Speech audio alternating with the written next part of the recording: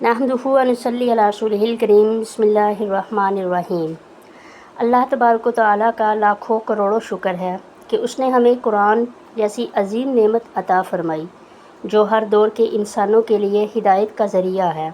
آج ہم سورہ نساء کی آیات کا مطالعہ کریں گے تفسیر ترجمہ کے ساتھ۔ یہ آیات ہمیں بخل، ریاکاری، ایمان کی حقیقت پر غور کرنے کی دعوت دیتی ہیں۔ آئیے دل کے ساتھ سنیں، سمجھیں تاکہ ہم اپنی زندگی کو ان تعلیمات کے مطابق ڈھال سکیں۔ آپ دیکھ رہے ہیں ترجمہ و تفسیر چینل۔ السلام علیکم ورحمۃ اللہ وبرکاتہ۔ ریاکاری شرک ہے، چاہے وہ عبادات میں ہو یا وہ معاملات میں ہو یا وہ صدقہ خیرات میں ہو۔ جس بھی کام میں ریاکاری آ جائے وہ کام کبھی بھی خالص اللہ کے لیے نہیں ہوتا۔ یہ آیت ہمیں اسی چیز کے بارے میں سکھا رہی ہے۔ چلیں شروع کرتے ہیں سبق۔ اعوذ باللہ من الشیطان الرجیم بسم اللہ الرحمن الرحیم۔ الذین یبخلون ویأمرون الناس، الذین وہ لوگ، یبخلون جو بخل کرتے ہیں، ویأمرون الناس اور وہ حکم دیتے ہیں، حکم کرتے ہیں لوگوں کو، بالبخل بخل کا، ویکتمون اور وہ چھپاتے ہیں، ما آتاہم اللہ وہ چیز، آتاہم اللہ جو اللہ نے ان کو دی، من فضلہ اپنے فضل سے، وآتدنا للکافرین عذابا مہینا، وآتدنا اور ہم نے تیار کر رکھا ہے للکافرین کافروں کے لیے، عذابا مہینا رسوائی والا عذاب۔ اس آیت مبارکہ میں اس چیز کی مذمت بیان کی جا رہی ہے کہ جو مال و دولت میں بخل کرتے ہیں، یعنی وہ ایسے لوگوں کی قسم بیان کی جا رہی ہے کہ جو نہ تو خود اللہ کی راہ میں خرچ کرتے ہیں اور نہ ہی دوسروں کو اس کی ترغیب دیتے ہیں، بلکہ ان کے دلوں میں بھی کنجوسی بھرتے ہیں۔ یہاں پہ 3 جرائم کا ذکر ہے۔ پہلی تو وہ چیز یعنی بخل، اپنی دولت سے حق ادا نہ کرنا، دوسروں کو بھی روکنا، یعنی جب کوئی نیکی کا کام کرنا چاہے تو اسے بھی اس سے روکنا، اللہ کے فضل کو چھپانا، مثلاً علم، دولت یا مقام جو اللہ نے دیا اس سے دوسروں کو فائدہ نہ دینا۔ ایسے افراد حقیقت میں اللہ کے انعام کی ناقدری کرنے والے ہوتے ہیں۔ انجام یہ ہے کہ ہم نے کافروں کے لیے ذلت آمیز عذاب تیار کر رکھا ہے۔ اللہ تبارک و تعالیٰ کیا فرما رہے ہیں کہ جو لوگ ایسے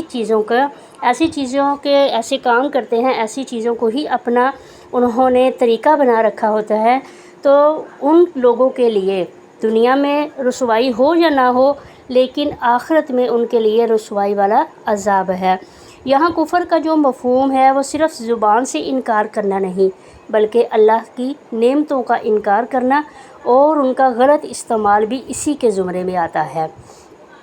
اگلی آیت میں بھی اسی چیز کا ذکر ہے۔ اگلی آیت میں کس بارے میں ہمیں بتایا جا رہا ہے، کس چیز کے بارے میں آگاہ کیا جا رہا ہے کہ دیکھو سنو، قرآن کو جب ہم سمجھیں گے تو ہمیں اس چیز کے بارے میں پتہ چلے گا کہ اللہ قرآن میں کیا فرما رہے ہیں۔ ریاکاری کے بارے میں کیا اس کے بارے میں چیز آتی ہے، ریاکاری کیا چیز ہے، اس کی حقیقت کیا ہے۔ آئیے جانتے ہیں آیت سے۔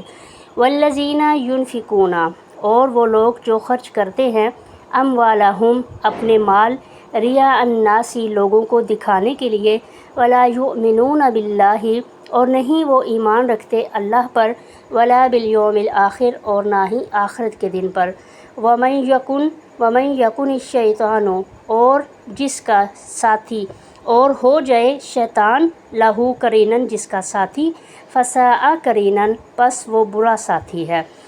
یہاں ریاکارانہ جو انفاق ہے، یعنی لوگوں کو دکھانے کے لیے، لوگوں کے دکھاوے کے لیے عبادت کرنا، لوگوں پر خرچ کرنا، تو اس چیز کی مذمت بیان کی جا رہی ہے۔ یعنی وہ مال خرچ کرتے ہیں ایسے لوگ کہ جن کی نیت صرف دنیا والوں کو متاثر کرنا ہوتا ہے، اللہ کی رضا مقصود نہیں ہوتا۔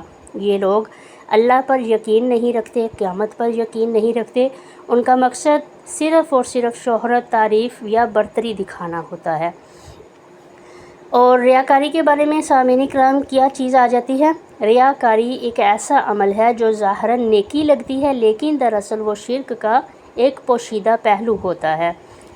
اور ریاکاری کے بارے میں احادیث مبارکہ میں بہت زیادہ اس کے بارے میں بھی احادیث آئی ہیں۔ ایک حدیث مبارکہ ہے جس میں ذکر آتا ہے، اللہ کے نبی علیہ الصلوۃ والسلام نے فرمایا ہے کہ آخرت میں اللہ تعالیٰ ایک انسان کو، یعنی ایک بندہ جو کہ دنیا میں صرف ریاکاری کے لیے خرچ کرتا تھا، صدقہ خیرات کرتا تھا کہ لوگ اس کی تعریف کریں، لوگ کہیں کہ واہ یہ تو بہت نیک انسان ہے، لوگوں کو دکھانے کے لیے جو خرچ کرتا تھا، اللہ تعالیٰ قیامت کے دن ایسے شخص سے کہیں گے کہ اب ان لوگوں سے ہی اس کا بدلہ پاؤ، کیونکہ یہ ریاکاری تھی، لوگوں کے دکھانے کے لیے تم یہ عمل کرتے تھے، تو تم یہ شرک کرتے تھے، اب اس کا میرے پاس تو کوئی اجر نہیں، لہٰذا لوگوں سے اس کا اجر پاؤ۔ ریاکاری کتنا شدید، بہت ہی زیادہ مذمت والا عمل ہے۔ ایسے شخص کا ساتھی شیطان ہوتا ہے جو اسے نیک کام کرنے کو بھی برباد کروا دیتا ہے۔ اعمال کا دار و مدار نیت پر ہے، اگر نیت خالص ہے، اللہ کی رضا کے لیے ہو تو وہ عمل قابل قبول ہوتا ہے، ورنہ نہیں۔ وَمَاذَا عَلَيْهِمْ لَوْ آمَنُوا بِاللَّهِ وَالْيَوْمِ الْآخِرِ وَمَاذَا عَلَيْهِمْ، اور ان پر کیا نقصان ہوتا، وَمَاذَا عَلَيْهِمْ، اور کیا چلا جاتا ان کا، لَوْ آمَنُوا بِاللَّهِ، اگر وہ ایمان لے آتے اللہ پر، وَالْيَوْمِ الْآخِرِ، اور آخرت کے دن پر، وَانْفَقُوا، اور وہ خرچ کرتے، مما، اس میں سے، رزقہم اللہ، جو اللہ نے ان کو دیا، وَكَانَ اللَّهُ بِهِ عَلِيمًا، اور اللہ تعالیٰ ان کو خوب جاننے والا ہے۔ یہ آیت ایک حسرت برے سوال کی صورت میں ہے کہ کاش یہ لوگ ایمان لے آتے، اللہ پر، آخرت پر یقین رکھتے، اور جو کچھ اللہ نے انہیں عطا کیا ہے اس میں سے اللہ کی راہ میں خرچ کرتے، تو یہ نہ صرف ان کے لیے فائدہ مند ہوتا بلکہ ان کے درجات بلند کرتا۔ اللہ تبارک و تعالیٰ ہر انسان کے دل کی نیت، اعمال اور پوشیدہ خیالات سے خوب واقف ہے، اس لیے کوئی عمل چاہے چھوٹا ہو، اگر خالص ہو تو اس کا بدلہ عظیم ہے۔ اگر کوئی بڑے بڑے عمل بھی کر لے اور وہ خالص اللہ کی رضا کے لیے نہ ہو بلکہ دکھلاوے کے لیے ہو تو پھر اس کا کوئی فائدہ نہیں ہے۔ دیکھیے عزیز سامعین، آج ہم نے سیکھا کہ بخل اور ریاکاری دل کی ایسی بیماریاں ہیں جو انسان کے اعمال کو برباد کر دیتی ہیں۔ اللہ تعالیٰ ہمیں مال دیتا ہے تاکہ ہم اس کی راہ میں خرچ کر کے دنیا اور آخرت کو سنواریں۔ اخلاص کے بغیر عمل قابل قبول نہیں ہوتا۔ اللہ تبارک و تعالیٰ دلوں کے حال جاننے والا، لہٰذا نیت کی پاکیزگی بہت ضروری ہے۔ اللہ ہمیں ان آیات پر عمل کرنے کی توفیق عطا فرمائے اور ہمیں بخل، ریاکاری، شیطان کے وسوسوں سے محفوظ رکھے، آمین یا رب العالمین۔ جزاکم اللہ خیرا و کثیرا۔